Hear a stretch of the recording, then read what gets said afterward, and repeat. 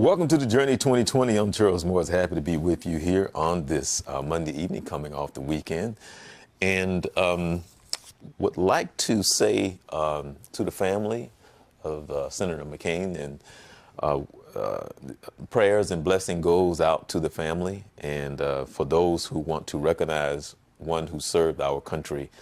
As you know, he was a prisoner of war, and he has a magnificent story and a great heart, and we would consider him definitely a man of men. So with that being said, we here at the Journey 2020 would like to recognize him. Again, I'm Charles Morris. Well, we come to you every Monday at 7 p.m. at www.thejourney2020.com, also on Periscope and Twitter. And so we ask that you, on YouTube, make sure that you subscribe and like us on Facebook. And so we've been around since 2013. In addition to that, you make sure that you tune in every Wednesday night at 11 p.m. We come your way with Youth Central Sports with myself, as well as the original Coach Vince Carter. We call him the original Coach Carter. The other famous Coach Carter has been at one of his dinners and was a guest speaker, and they kind of tease and joke on each other. And so Coach Carter says, I am the original, but you the famous one. So the original Coach Carter is here every Wednesday at 11 p.m. at Youth Central Sports, so you make sure that you tune in.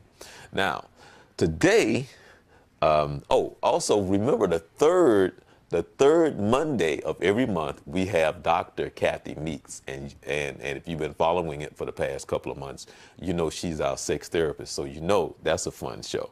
At the last show, she was talking about her sex and relationship workshop, which was very successful.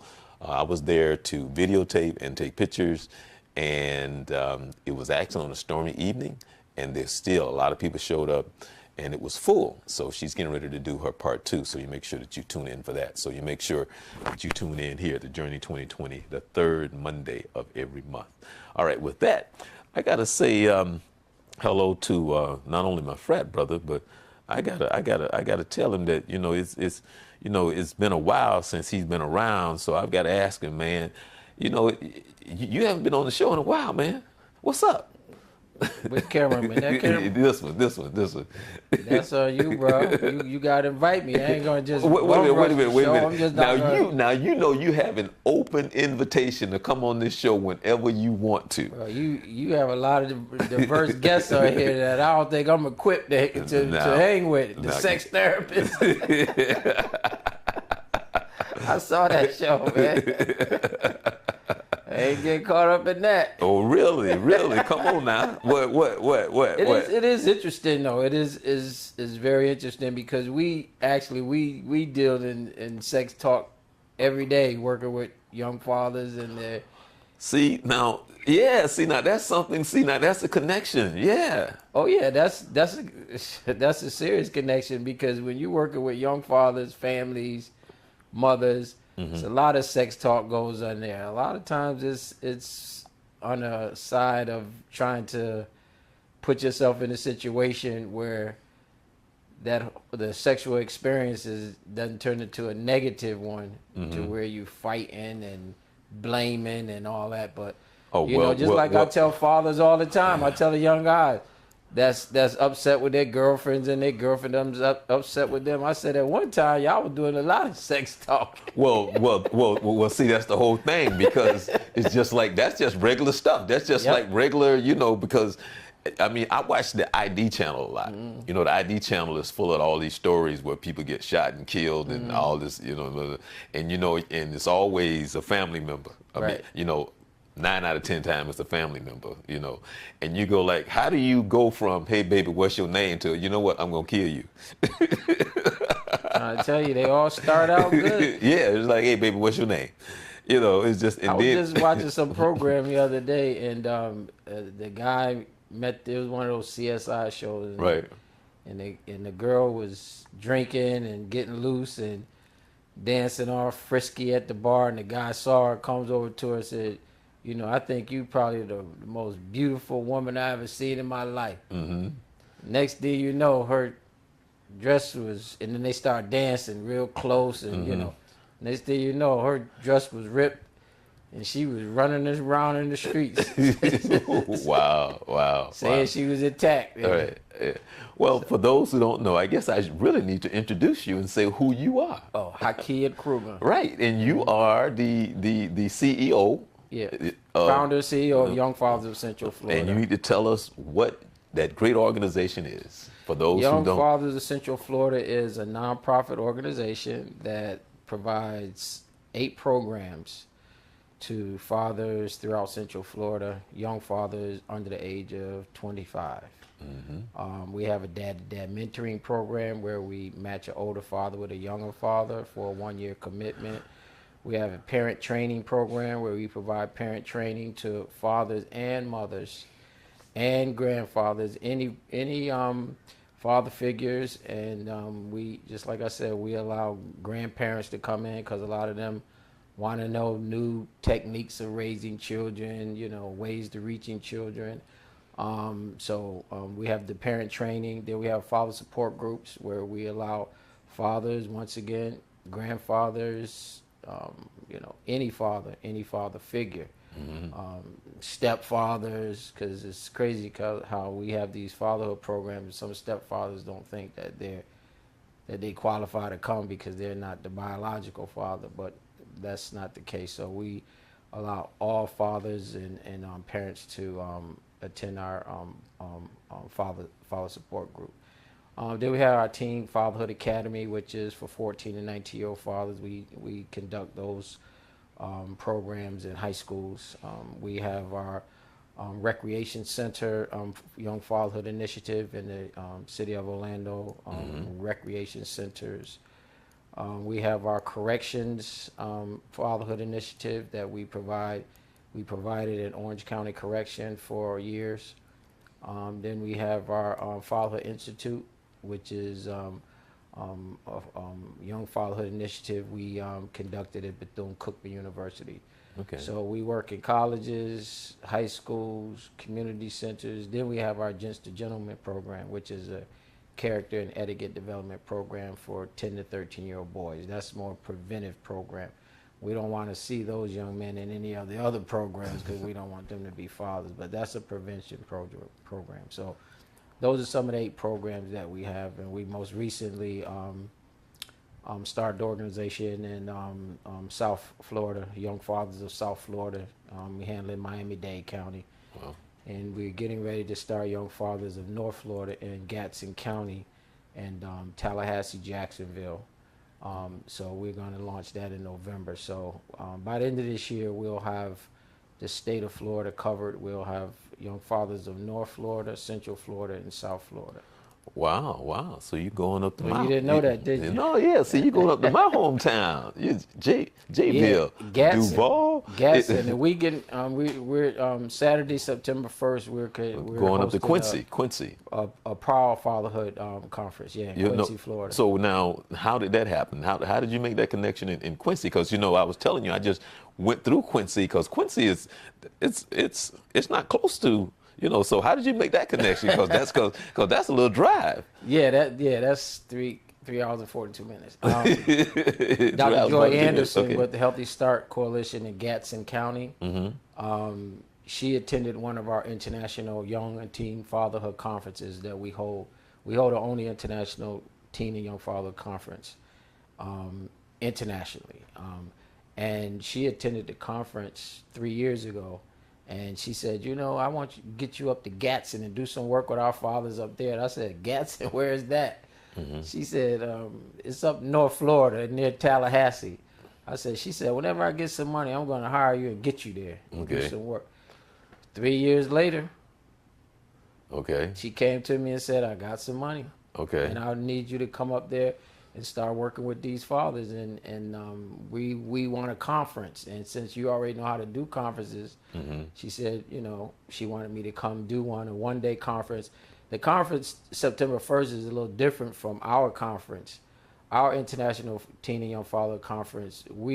Our participants are practitioners, professionals who work with young men, young fathers, or fathers. Whether they're school teachers, social workers, counselors. So that conference is geared for those individuals. this conference is just for the fathers. Okay. It's an all male event. It's just for the fathers and males. Okay. So there's not necessarily practitioners there. Okay. So we want the guys to come to this event. So for example, our conference, a lot of young fathers don't attend the conference.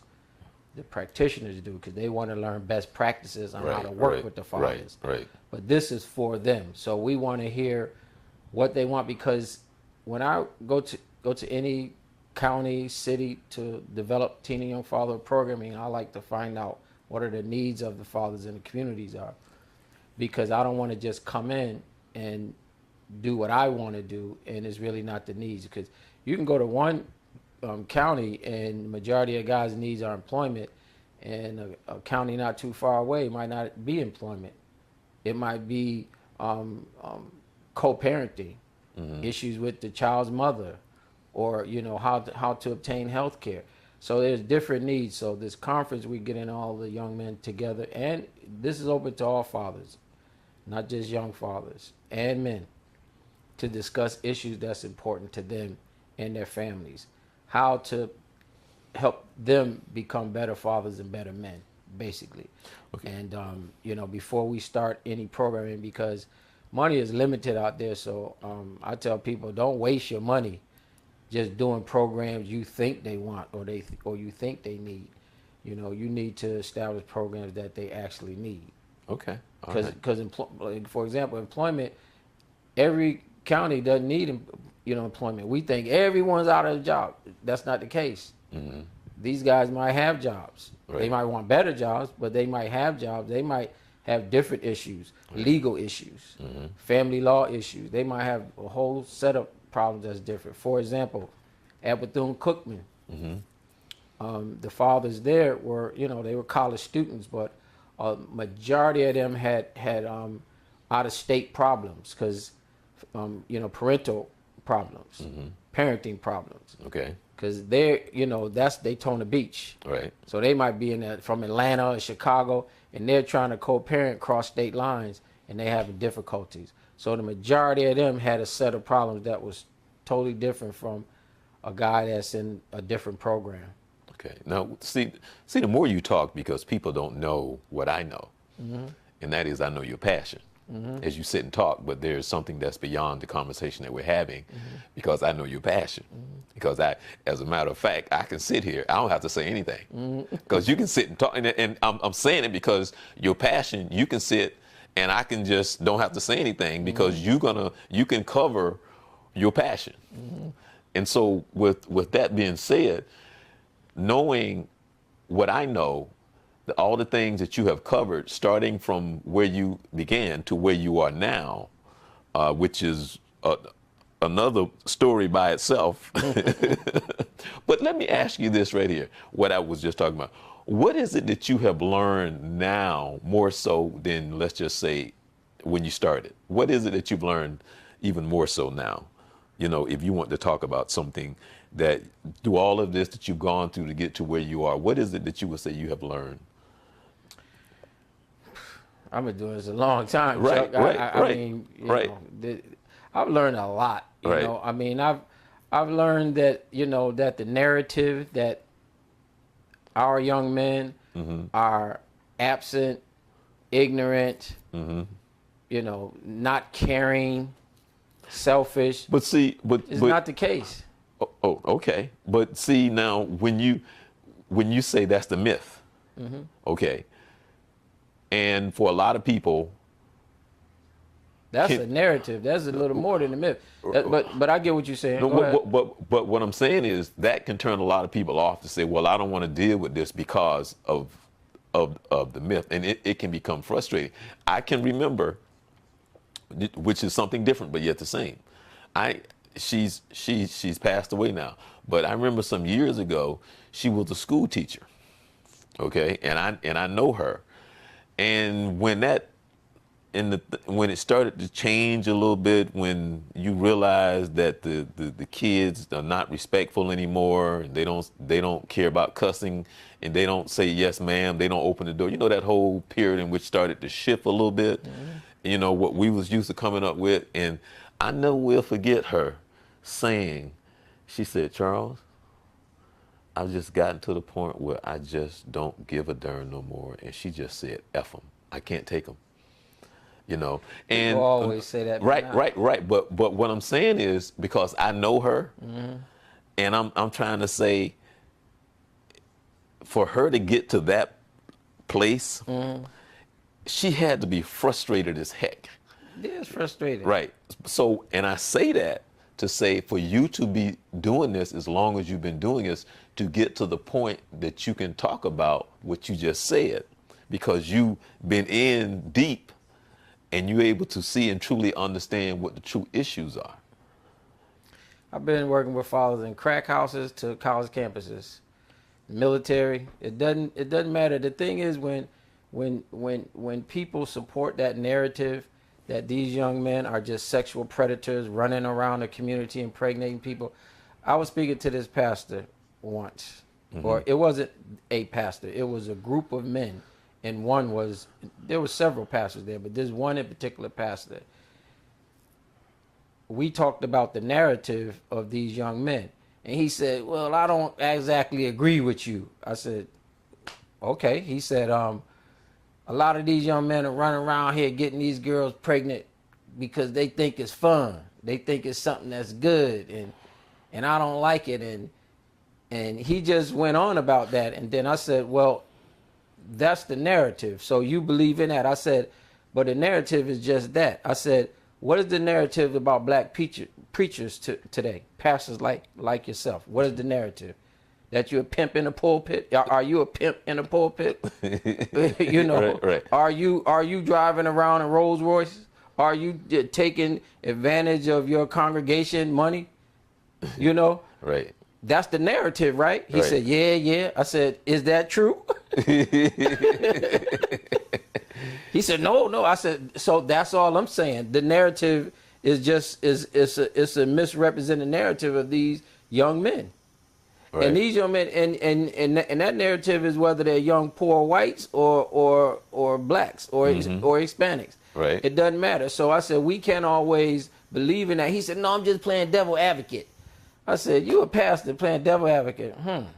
And then the other guys chimed in on it. Right. And that started a conversation about just what you said. Right. Some people have the attitude that these young men are not our future. Well, they are our future. We want to say these young men are our future, during Black History Month, Martin Luther King Day. Right. Our future. But man, they are our future every day. Right, but we've had this conversation in meetings that we have failed them. But they don't like to have that conversation. They don't, because especially our men. Right. Our men have definitely failed our youth. Our young men. That's why when, you talk about the young lady was frustrated. That's why you have 90% of fatherhood initiatives across this country don't begin engaging fathers until age 26.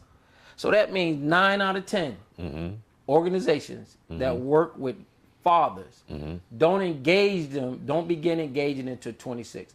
That means we're giving them a 10 to 15 year to be absent and dysfunctional fathers. What about our 14-year-old fathers, 13-year-old fathers? So these organizations don't begin engaging them until they're well in their 20s. Why is that? Because just what you said, it's easier to work with older fathers. It's much easier to work with a 38-year-old father than an 18-year-old father. But now I'm going to take you on a different trip. No, but that's important because no. I'm agreeing. We're giving them no. I'm agreeing. Many years to be absent dysfunction, and they become hardened. Right. And the reason that is so much easier to work with them because a 38-year-old father can get his professional license taken away if he don't pay his child support. So if he a plumber, electrician, whatever, he can get it taken away. How many 18-year-olds have those licenses? Right. They can get their driver's license taken. You got some cities where the unemployment rate for young males is 70%. 7 out of 10 are unemployed. They don't have cars. They don't have a job they can get their check garnished. Right. So the older fathers are easier. You can give a child support meeting for older fathers. They always come because they have more at stake. The younger fathers, they're sitting back, so they're more difficult to work with. That's why a lot of people don't want to work with them, and they become frustrated, like you mentioned. I tell every father that comes work with us, we work with young fathers. This is the most difficult job you're going to have, other than being a parent yourself. Right. Because that's the most difficult job. But working with these teen and young fathers, this is very, very difficult working with them. But if we don't sacrifice and if we don't be consistent with them, then we're going to be in trouble. Right. Well, we are in trouble. And I have seen, and I have been impressed with just some, because a lot of times I just sit and I just listen, right? Because, I'm paying attention. And they sit and they talk, and I'm talking about the young fathers. And I've heard stuff that maybe you've heard, but I've just heard, when you're doing what you're doing, I'm sitting and I'm watching, when you have your conferences or when they're around, and I listen to them talk. And so when they've talked about how they were and how they are, well, this is how I was, but Mr. He got a hold of me, and boy, let me tell you, man. Charles, it's I'm urgency. serious. It's Right. a sense of urgency because people ask me why I do what I do. The bottom line is I'm sick and tired of seeing the infant mortality rate in our community the highest every year. Our babies die more frequently from newborn to 18 months than any other babies, year after year after year after year. And I don't hear any of these child advocacy groups, these programs working for the children and all this. I don't hear them talking about working with any of the parents of these children, because all these children that's dying year after year, majority of parents are young parents. Right. They're young parents. And if we don't focus on those young parents, we're not paying any attention to those children that's dying every year. So my goal is to have our babies healthy and alive. So all I want to do is give our children a chance. Right. And I don't care about nothing else out there. I decided to work with those young parents of those kids that die every year. Keep them healthy and alive, give them a chance. People say, why I don't work with, the older fathers all the time. Right. I'm not committed to them. Right. I'm just not committed to the 45-year-old father, especially the ones that come in my face talking about, yeah, Miss Haki, listen here, man, you got to help me with this here. I got $45,000 back child support. They said you the man. What could you do to hook a brother up? Right. I ain't got nothing for you, bro. I can't hook you up. Right. If you owe that much money back child support, you 45 years old, and you just coming to me now? Right. So young fathers are usually the most uneducated fathers, the most isolated and ignored, feared, and misunderstood. Wow. That's what my challenge is. When I came from New York, first thing I asked them in Orlando, what's the two neighborhoods, the hoods or what have you. Right. Pine Hills and Paramore. I said, okay, that's where we need to start. Okay. And that's no matter what community we go to. Look at Gaston. We do where they got Gretna, they got Chattahoochee. Welcome to the South, brother. Welcome to the South. Man, but we going straight up in there. And when you talk about those men, we shouldn't have to work so hard to get brothers to help us. Right. To volunteer their time. We shouldn't have such a difficult time doing that. We shouldn't have volunteer notices and we got majority of women coming to volunteer. That shouldn't be the case. But see, the brothers, going back again, that narrative and it being difficult, them being difficult to work with, brothers don't want, a lot of brothers. We have brothers that work with us, but, we should have a lot more men being responsible, because we've allowed a lot of these young men to be in this situation, because every young man is going to need some direction in his life. If he don't have his parents around, he don't have a strong father figure around, there's always going to be a figure that comes around. You know what? I've never asked this question to you, and and this is a good question for me to ask you. I've seen it, and it's been part of conversation.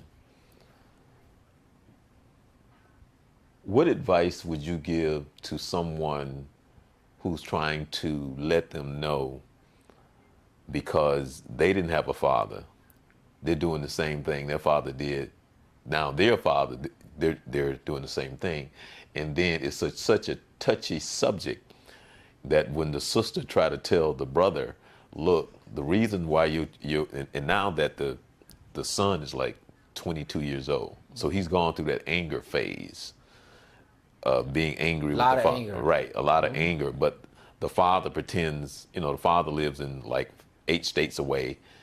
He's been out searching for himself. He was part of some religion cult at one point in time and that kind of stuff. But when the sister tries to say to him, look, your son needs you. You're angry at your father, but you're doing the same thing your father did, because his father left when he was like 5 and he hadn't seen him since. So, but he said, no, I know what I'm doing. I know what I'm doing, right? And he probably hadn't seen his son in like 7, 9, 8 years, whatever, and you try to say it, but, and I don't think she knows how to address him, because she's more upset about him she's more thinking about him being upset. I'm like, I don't care about him being upset. He needs to hear the truth, but from your point of view, if you was to talk to this brother, what is it that you would say to him? Who the father? Yeah, right. Mm-hmm. I don't know. Really? I mean, it's a case by case basis, man. Because I like to really talk to someone, because guess what? Mm-hmm. He's coming to town sometime within the next 2 weeks. I'll talk to him, because everyone's coming from someplace different. Right. Everyone's coming from someplace different. So that's one thing that I don't do. I don't like use cookie cutter type of approaches with people. I don't, just like I said, even when I do programs and I want to see what the needs are. So when I speak to people, I want to listen to like you mentioned, like the cats. You said all the cats got a story. Right. Right. The same way with people, because it's usually a cycle, is that negative absent cycle is usually always in the picture. This father treats his son a certain way because he was treated a certain way. I always tell the story about the first 14-year-old father I had. And I met him and all his friends. They were all together. And I asked him, how did he feel about being a father? That he's getting ready to be a father. His girlfriend or his child's mother was pregnant. And he was, angry, I can't curse, right? No. Okay.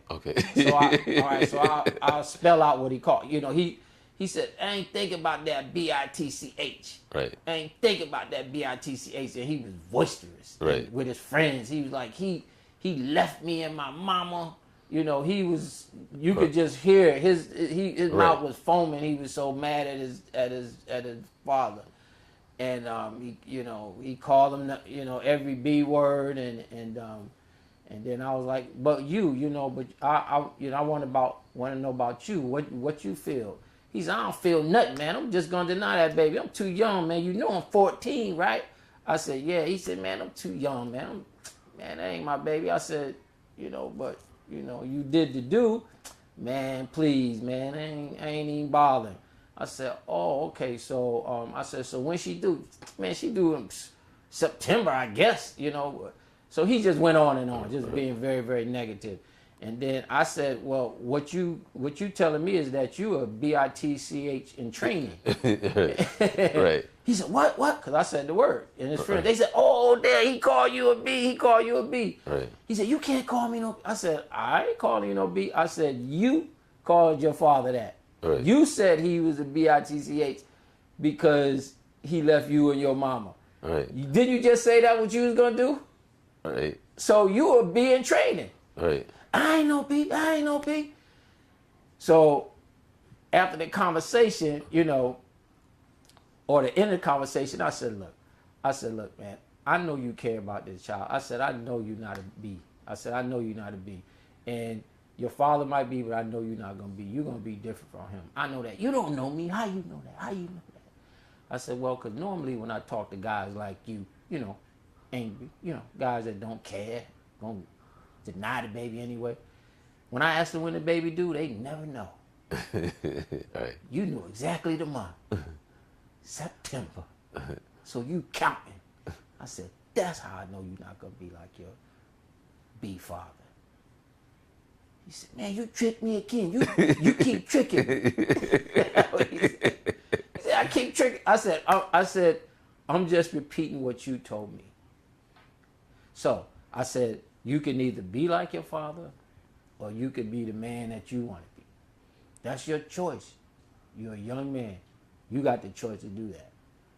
Okay, Ms. Haki, here go my mama number. Earlier he wouldn't give me the number when I was, yeah, here go my mama number. I stay with my mama. I know you stay with your mama, boy. But he was angry. Right, of course. He's angry. I know, of course. And he wants to do, if he don't have someone to engage him, he's going to do just like his father. Right. So it's going to be that cycle again. Mm.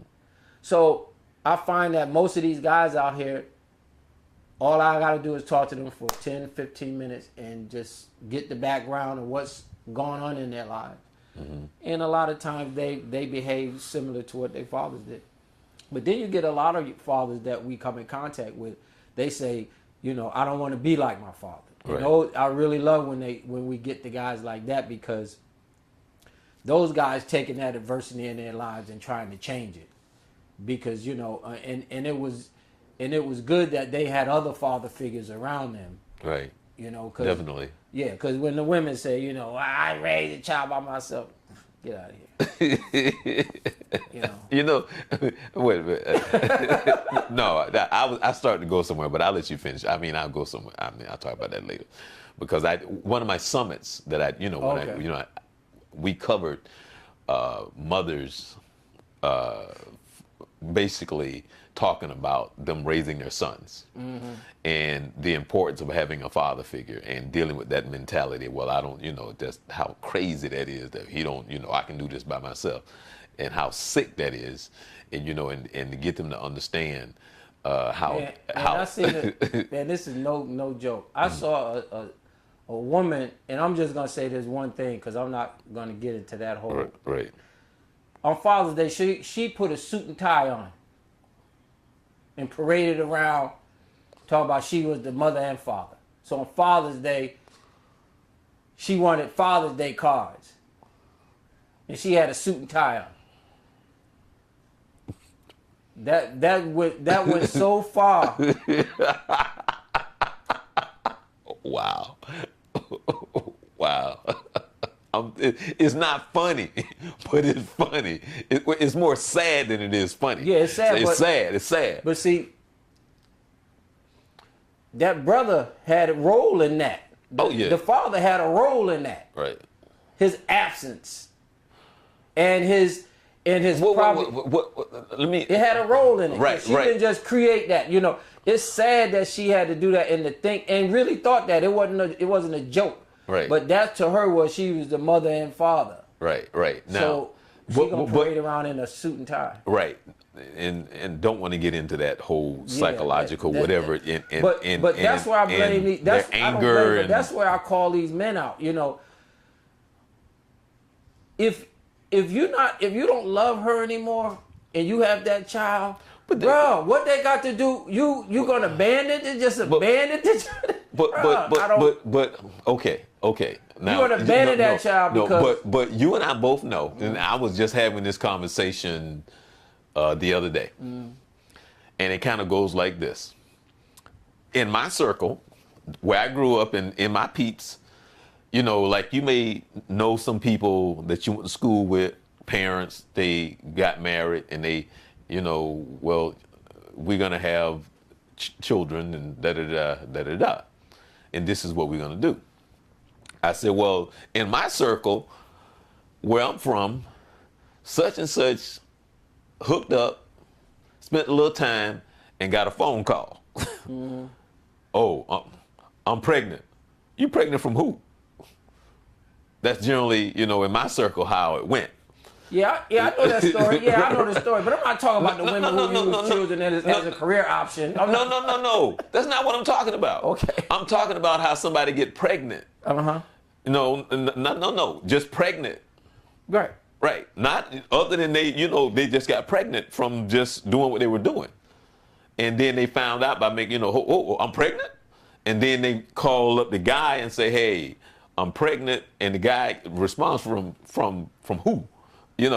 And so I'm saying that's generally how it goes in my circle. Okay. And so now all of a sudden, I'm a parent, and so that light comes on. So some of us deal with it differently, as you know, because that's your circle of understanding. Okay, so you mean that, all right. I see what you're saying. He in a regular relationship, and the child get baked, the girl get, but. And so now, and this is because we mentor kids, and I try to explain to the kids. I said, look, you got to understand. We like to look at our parents as these superhuman beings who have all the answers and that can do any and everything. I said a lot of times when I'm talking to some that are a little older now, and you let them know that, hey, parents are just regular people who made babies, and a lot of times they have no idea of how to be a parent. They're being the best that they know how to be, and they're carrying stuff from their childhood that's still affecting them, and they don't even know how to do this thing. So you have to understand that. So that's that's another thing. That's a whole nother. Parenting is difficult, and when I talk to young people, I'm just talking about people being irresponsible. Right. It's just like when I meet girls. But that's part of that conversation because that whole thing is being irresponsible. Right. How all of that happened. Right. When I speak to young girls, I tell them, when they Miss Haki, why he don't love me? Why he don't love me? And that's his child. I said, well, he don't even know your last name. He don't even know your last name. But yeah, go ahead. I mean, you met him on Friday. You having unprotected sex on Saturday. He don't even know you. Right. So you decide to do what you did without any protection. And if he didn't force you, you decided to do that. You don't know him.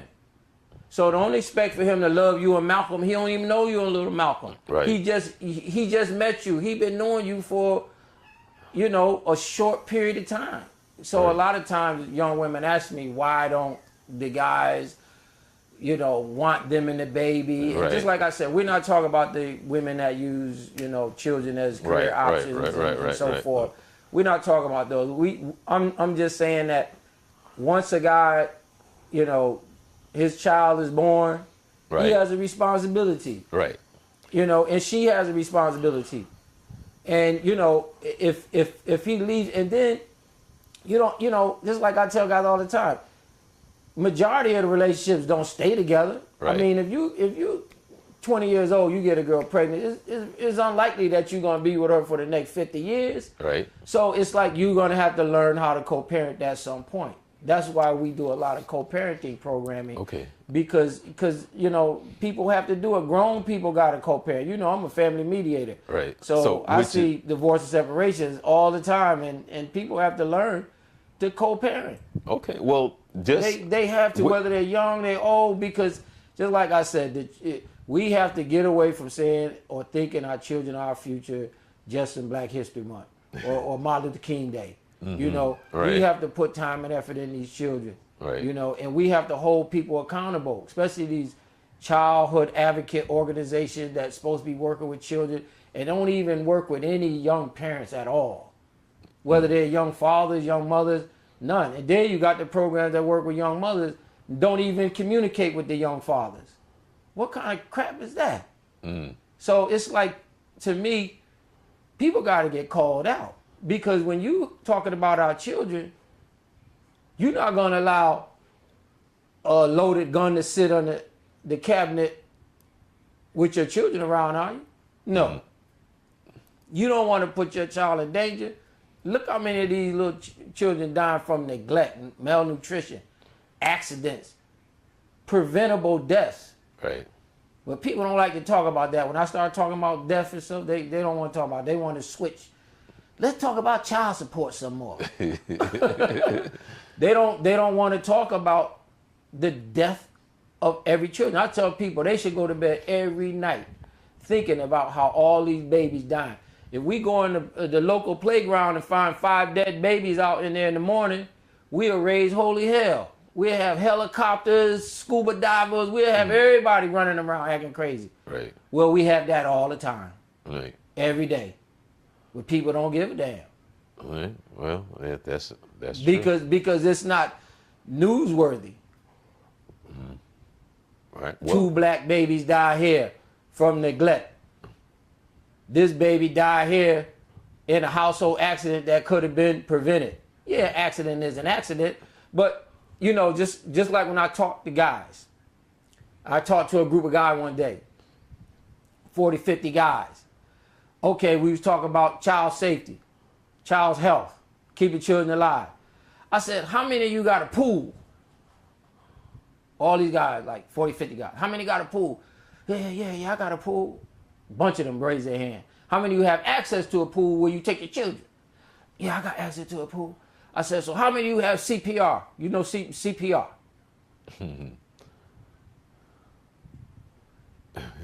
How many know how to swim? Wow. Okay, child safety. I said, what's the most important item in your house? Is it a gun? No. First I asked him two. I asked him this earlier question. How many of you got a gun to protect your house? Right. Everybody raised their hand. Right. Every person in the daggone place raised their hand. I got a gun. I got 2. Man, I got a shotgun, 45. They tell me, oh, you always got to have an AK-47. Brother. I got an AK-47. Okay, I said, so how many of you have fire extinguishers in your house? And if you do, where are they? Right. You got brothers, I got a 5-bedroom house. I got this, I got that. I got 1 little fire. And I said, I bet it's under the kitchen sink. I said, do you know how many more people died from house fires than guns? Right. All you got a gun because that's the big thing. But some guys even said, a dog, you got to have a dog. Right. Nobody want to mention fire extinguishers. Right.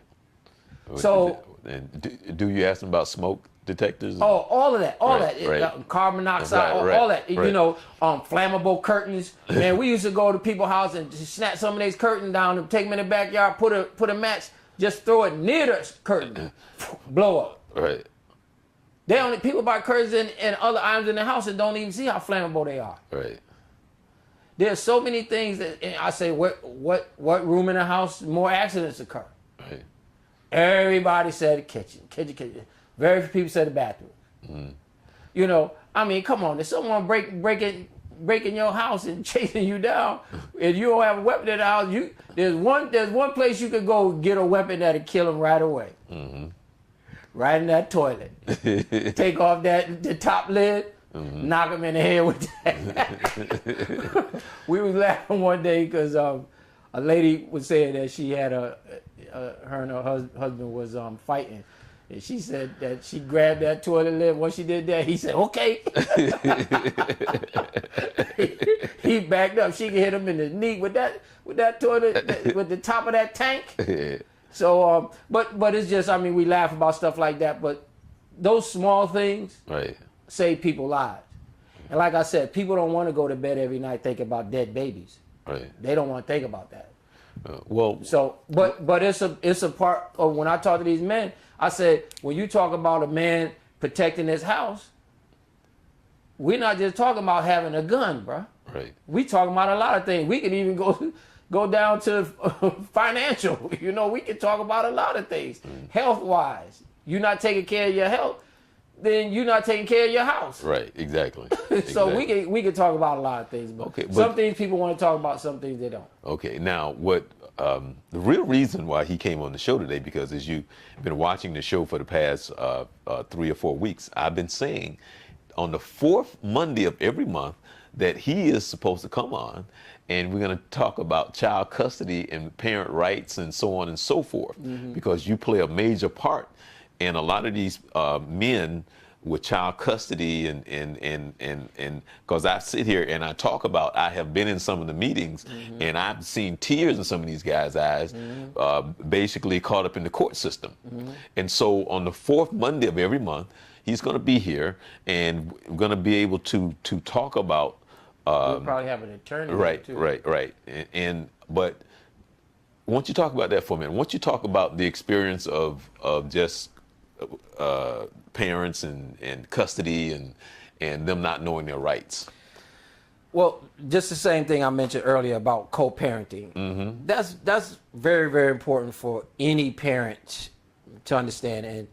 And parents who have, of course, parents have children, but they understand that it's difficult, especially when the husband or the father or the mother doesn't get along. What I find in most cases, fathers just don't know what their rights are. Right. And another thing that's very important is that fathers have to understand that every state is different. Okay. Child support laws are generally across the country the same, but they're not all the same. So you'll have a guy from New York, for example, come here, and he'll start talking about, I want to be the custodial parent. I don't want to pay child support, so I want to be the custodial parent. Thinking that that's him being a custodial parent is going to stop him from prevent him from paying child support. But just that term itself, custodial parent, in the state of Florida, we don't really use those terms anymore, like custodial parent. That's you can go to New York, they still use that term. Okay. We have primary caregiver. Okay. So, and that goes by, the court decides, who's that primary caregiver based on the amount of days that you're with that child. Okay. So guys have to stop trying to find ways, most often guys, but it's women as well. They need to stop trying to find ways to get out of child support. Some little slick little way that Leroy told him. Leroy told me, or Shaquita told me, or somebody told me, or Becky. Stop going by that. Other people, everyone's situation is different. But that's a character. Huh? That's a character issue. Yeah, because everyone got a bad advice for you. Everybody got advice for you, and it's usually bad. Well, I'm saying generally when it's like that, that's them just trying to get out of being, responsible, is what I'm saying. When they have that mindset. But a lot of people have that mindset. Right. A lot of people, right. Especially if it's a back and forth with the mother, and especially when the mother might not be doing the right things with the money. Right. So all that comes in. They try to use little different tricks of the trade to try to get what they want, and a lot of times it usually doesn't work. So they really should sit down together and figure out exactly what it is they need to do that's best for the child. Because just like when I'm in mediation, I tell both parties all the time that this is not Judge Judy. You're not going to go up, because some of them tell me, you wait till I go talk to the judge. Okay, I'm going to tell him about her. Or she going to say, I'm going to tell him about her about him. Or it's not going to happen like that. The judge is not interested in going back and forth with you right. about who's sleeping with who or who's ever. Right. So I tell him the judge really don't care about you or your children. Right. They don't. Right. So who's best to decide what's best for your child other than the both of you? Right. The parents usually know which one of their kids love Halloween the best. Right. Which one love different holidays the best. Birthdays are more important than other days. Thanksgiving. Right. So they have to decide which child gets who. Are they going to share a holiday? Right. Whatever it is. But co-parenting is just so important when it comes to child support. Because people talk about child support, but they won't talk about co-parenting. Now let me ask you this. Have you been in it long enough to see growth between the two parents where the light comes on and they get it? Yeah. Yeah.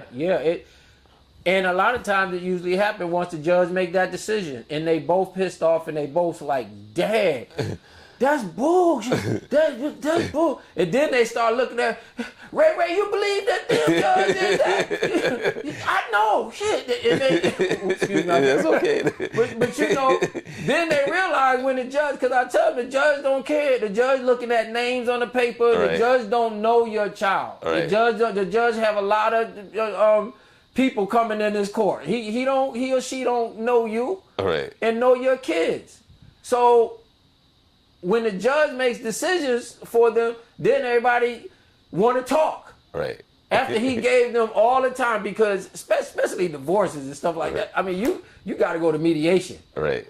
That's when you do all that. That's when you lay all that out. You fight over the house. You fight over this and that. The judge say, okay, sell the house. Okay, you split. Right. Wow. So the decisions that parents need, they need to communicate when it comes to decisions with their children. Whether you're married, whether you're divorced, whether you're separated, whether you're boyfriend and girlfriend, you have to communicate when it comes to the benefit and needs of the child. And then there's some more serious issues, you know, when it comes to blood and transfusion, religious issues. There's diet issues. What's the child going to eat? Smoking and being around a smoker. And there's a lot of decisions that need to be made. And when you're talking about child support, all that's important. Right. All that's important. Child support is just not, okay, what do you make? What do you make? Put it together. How many kids? Okay, this is what you owe. It's a lot more than that. Okay.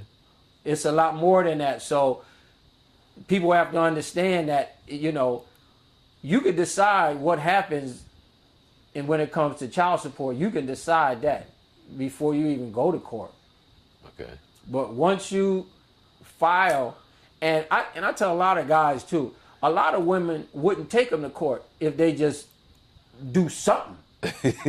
That's true. Do something, bruh.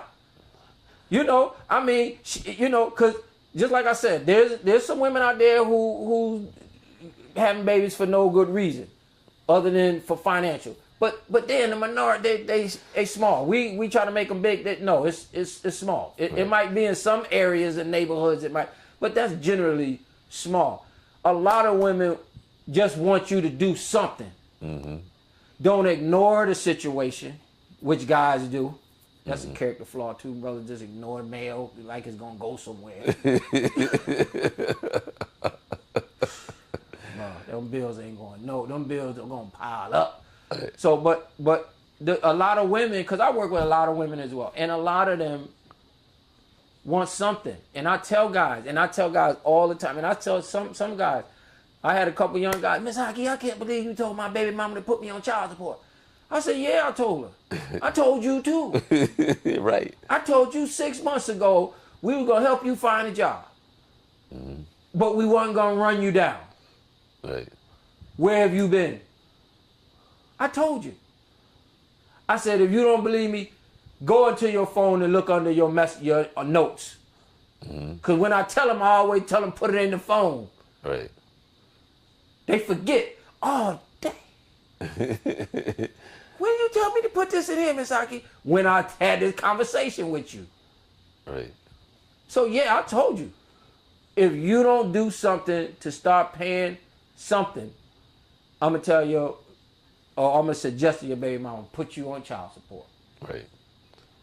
Because some guys need it. Right.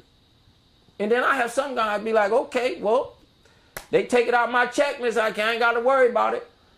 That's the first hurdle that I have to deal with him. Right. The other hurdles is to the mentality of that.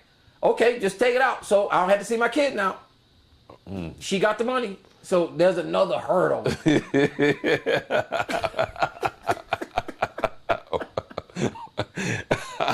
Wow. It's not easy, bro. I'm telling you, this full contact. This is a full contact sport. That's why I tell guys, if you want to work with these young fathers, you got to come with it. You got to be consistent. You got to be straight, and you have to understand. Just kind of be understanding that a lot of cases, these guys never had any male figure to really talk about responsibilities. Right. Not just as a father, but as a young man. Right. I mean, please, we got to tell dudes how to, man, day to day, clean away, you know. Basic stuff, man, hygiene, you know, keeping yourself right. Right. Basic stuff. Right. If they don't know that basic stuff, not understanding that the basic thing, they not going to know how to relate to their sons. Right. Right. Yeah. You know, they ain't gonna know how to relate to their son, man. They not gonna know how to give those conversations, those talks. You know, that a young man a father has to give to his son. Mother don't know how to do that. Right. Daddy, why I got that itch right there? Or what this little bump is right there. Right. Mm-hmm. Yeah, I've kind of, I don't want to get into it, but I've kind of experienced that with a mother who was married to a true straight alcoholic. Okay, and the son was 18 years old and was having some problems in his private area, but the son didn't want to go to the father because he was just so used to him being drunk that he really didn't have an estate. But the mother was so proud that the son was coming to her, and I was trying to explain to her that's good, but that's not good. Right. I mean, you know what I'm saying. Right, I know what you're saying. Because he's trying to have a conversation with you, and honestly, that you really can't understand. You just happy to be that mother, so I said, oh, yeah, honey, but that's a conversation that he should be having with his father about the issues and the problems that he's having. But, that mother nature, they're like, yeah, but my son, be like, yeah, okay, all right. Yeah, that's that. And we even taught the grandparents, bro, that the parents have done, because we got a lot of young parents. They've done so little that the grandparents are in that situation where they're trying to teach these young boys, basic things about being a man. Right. Not a man being a male. You know what I mean? So, right. That's why our parent training, we let grandparents come in, because a lot of grandparents are, they've been put in a situation where they're taking care of their grandkids and the parents are not around. Right. So, it's a family affair, man. It's a family affair. A family affair is gonna keep our kids, healthy, alive, and with a chance. Okay, but again, by the way, Haki is not feeling too well today, so he's as they were saying, he's playing hurt. I'm serious, because you're not feeling well, so I just want to thank you for I had to be here for sure. Thank you for coming out. But I've been telling people about that for the fourth Monday, which I think to me is probably one of the most important shows that I would ever do on the Journey 2020. Knowing through all of that, if you just listen to everything that we talked about, so you see how important he is, and see, again, you can feel and understand his passion, because whatever God put in him, he did a very good job, because not any and everyone can do what he's doing, not alone having the patience and the will and the drive and the determination to hang in there, because, you got some full contact. Boom! Oh, yeah. Oh, yeah. Oh, yeah. Full contact right upside the head. Oh, yeah, oh, man. But if we don't do this with, like I said, I've dedicated my life to the young fathers because of their situation. Their children are dying every year. They're the most uneducated of our parents.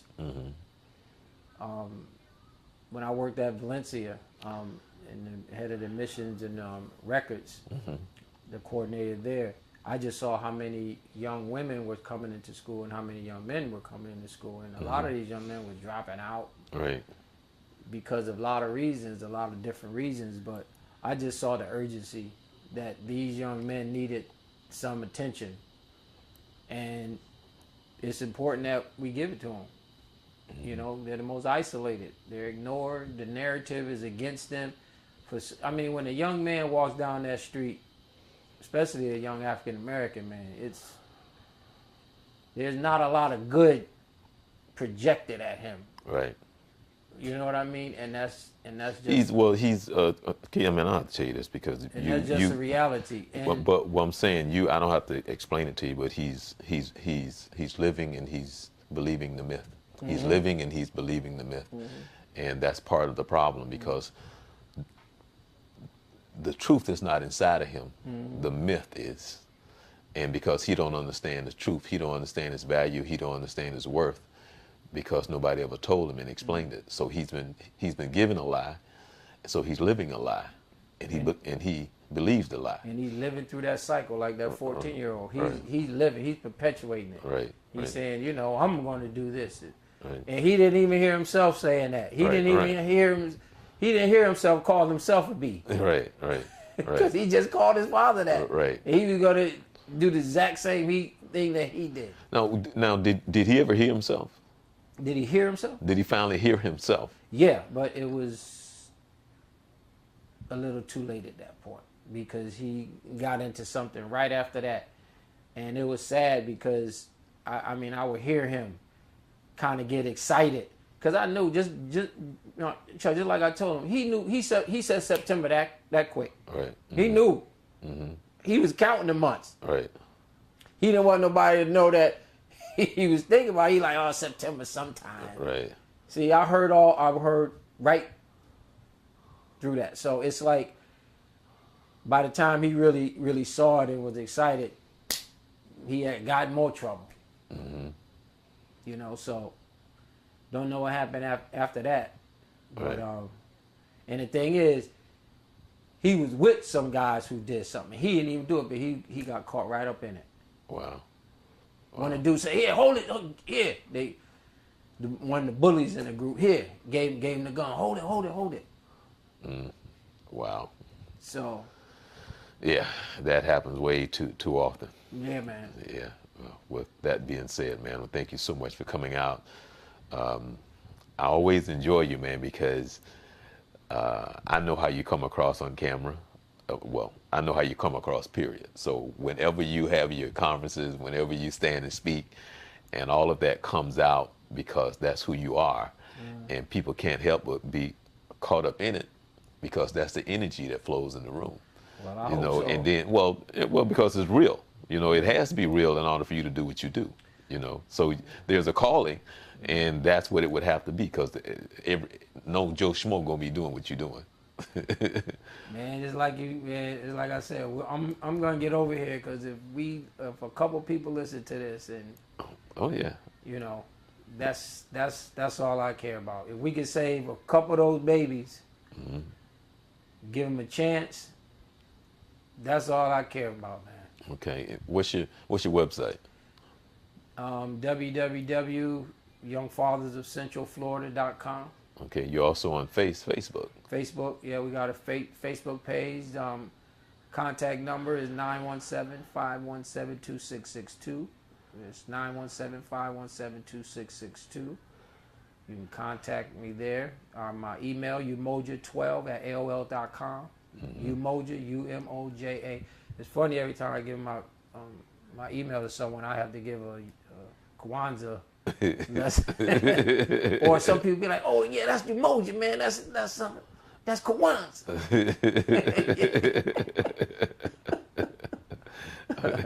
So yes, Umoja. Umoja1212@aol.com. Okay, spell that for me again.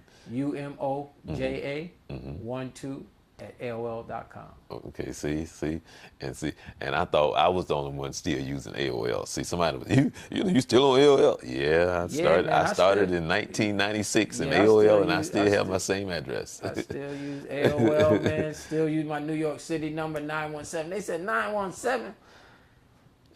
I still got that cell number. T-Mobile. I started with T-Mobile back in the day. Right. Okay. So no, I'm not a person that changed too much. Okay. All right. It works. All right. Well, thank you so very much. And again, the fourth Monday of every month. Yeah, we'll get more and more into details. Right. Statute 61 as it pertains to family law. We'll get into a lot of terminology with child support that's being used. Mm-hmm. We're gonna delve into some things. So okay, all right, right here on the Journey 2020. So you just make sure that you get your pen and your paper, and we're gonna learn some things, and we're gonna help some people, because I've seen the tears, I've seen the emotion in the room, and I've heard not as many stories as him, but I've heard enough to know about the system and the frustration that a lot of brothers of people going through, and so we plan to help some people out, because information is the key, and brother right here got a lot of information, a lot of information. So I want to thank you so very much for coming out, and hope that you do feel better. Okay. All right. Chill. All right. Well, I'm Charles Morris. I want to thank you for being here. www.thejourney2020.com. Enjoy the rest of your week.